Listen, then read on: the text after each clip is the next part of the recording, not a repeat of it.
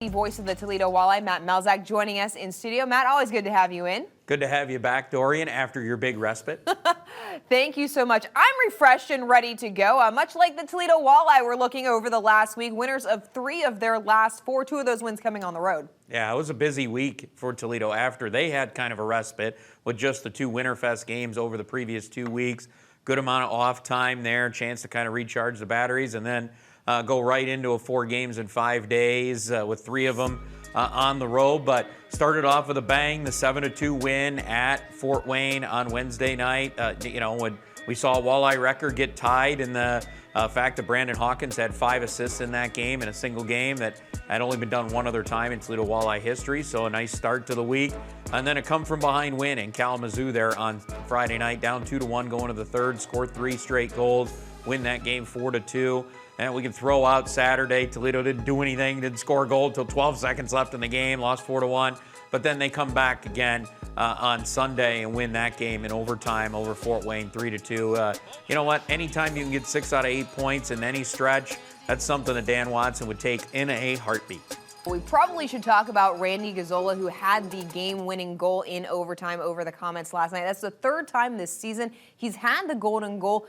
As we were talking before we started this segment, he is one half of the Walleye's overtime victory by himself this season. Yeah, it's interesting how it has kind of found him in the overtimes. And you look 3 overtime goals, as you mentioned, that ties a Walleye record, single season record. We still have over half a season to go, but Randy Gazzola is a terrific hockey player. He's not the fastest guy out there. He probably doesn't have the hardest shot as well, but he's so smart. He's always in the right places. And you go take a look at what was happening there on that game-winning goal on Sunday.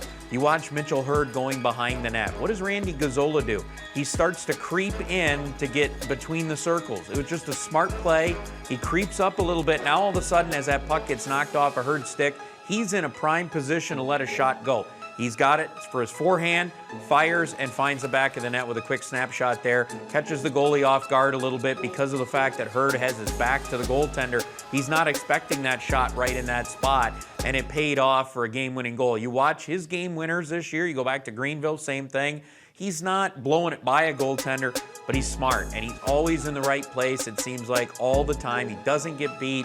He's just a terrific hockey player all around, and it showcases itself especially in the 3-on-3 OT where positioning matters most. The Walleye won 2 games when trailing heading into the 3rd period. We know they can get out fast and score in bunches. It's nice to see them be able to come from behind and still pull out the victory. Yeah, because the 3rd period has been kind of a different thing. And some of that is, Dorian, the fact that they've been so good at starting fast. Like you mentioned, you're over a plus 40 in goal differential in the first 2 periods on the season. So there's a lot of games where Toledo is leading going to the 3rd period. They're not behind very often.